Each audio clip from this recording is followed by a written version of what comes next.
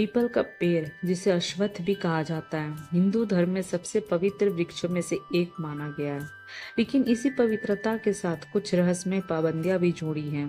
सवाल उठता है, अगर ये इतना पवित्र है तो फिर रात में इसके पास जाने या इसे छूने की मनाही क्यों है? यही प्रश्न बहुत समय पहले ऋषि शौनक के मन में भी उठा था, और इसका उत्तर छिपा है एक पुरानी, अद्भुत और शिक्षाप्रद कथा में, जिसकी जड़ें सागर मंथन के युग तक जाती है।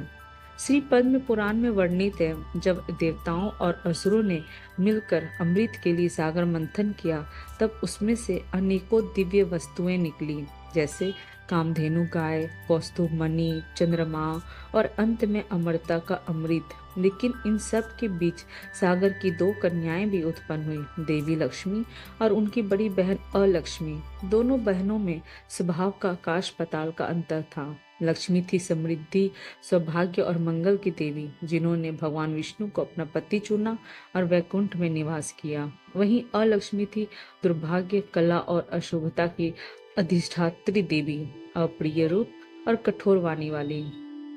उनके लिए कोई स्थान या संगनी नहीं थी, इसलिए वे अकेली और तिरस्कृत रहीं। वैकुंठ में रहकर भी देवी लक्ष्मी अपनी बहन की दशा और अपने पिता के दुख से व्यथित थी। उन्होंने भगवान विष्णु से निवेदन किया कि उनकी बहन का विवाह का कोई प्रबंध किया जाए। लक्ष्मी की करुणा ने इस कथा को एक अप्रत्याशित मोड़ दिया। विष्णु जी ने इस कार्य का उत्तरदायित्व स्वयं लिया, लेकिन प्रश्न था, दुर्भाग्य की देवी के योग्य वर कौन हो सकता है? तब उन्होंने चयन किया महान वैदिक ऋषि उद्दालक का। वे वही ऋषि थे जिन्होंने अपने पुत्र नचिकेता को यमराज को समर्पित किया था।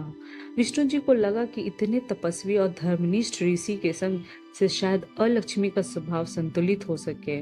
जब अलक्ष्मी विवाह मंडप में पहुंची तो वहां उपस्थित सभी ऋषि उनके रूप को देखकर स्तब्ध रह गए। पुराणों में वर्णन है कि उनका रूप विकृत था और उनकी वाणी अत्यंत कर्कश। फिर भी विवाह संपन्न हुआ, परंतु जब अलक्ष्मी ऋषि उद्दालक के आश्रम में पहुंची तो वहां का पवित्र वातावरण, यज्ञ की अग्नि और वैदिक मंत्र की ध्वनि उन्हें असहनीय लगी। यह केवल असुविधा नहीं थी, बल्कि उनके स्वभाव के विपरीत था। उन्होंने स्पष्ट कहा, यह स्थान मेरे लिए नहीं है, क्योंकि मेरा निवास तो कलह, निंदा और अपवित्रता में है, न कि शांति और यज्ञ में। ऋषि उद्दालक अब समझ चुके थे कि उनसे भूल हो गई है। उन्हें एहसास हुआ कि ऐसी पत्नी घर में रहेगी तो धर्म और शांति दोनों नष्ट हो जाएंगे। अतः उन्होंने एक कठिन निर्णय लिया। शनिवार का दिन था। वे अलक्ष्मी को मधुर वचनों से बहलाकर एक घने वन में ले गए और एक पीपल के पेड़ के नीचे उन्हें बैठाकर बोले कि वे उनके लिए भोजन लाने जा रहे हैं। 3 दिन बीत गए पर वे लौटे नहीं। अलक्ष्मी को तब समझ आया कि उन्हें त्याग दिया गया है। वे विलाप करने लगी और उनका यह भयानक विलाप वैकुंठ जा पहुंचा।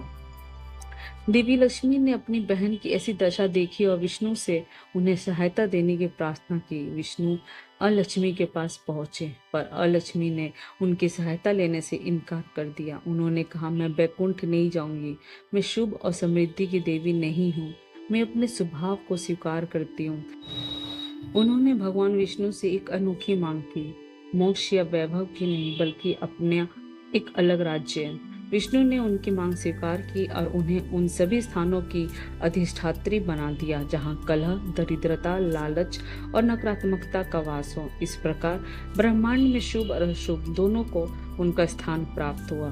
अब यही कथा हमें उस प्रश्न का उत्तर देती है जिसे यह आरंभ हुई थी। भगवान विष्णु ने अलक्ष्मी को निवास हेतु वो स्थान प्रदान किया जहाँ ऋषि उद्दालक ने उन्हें छोड़ा था, यानी पीपल का वृक्ष।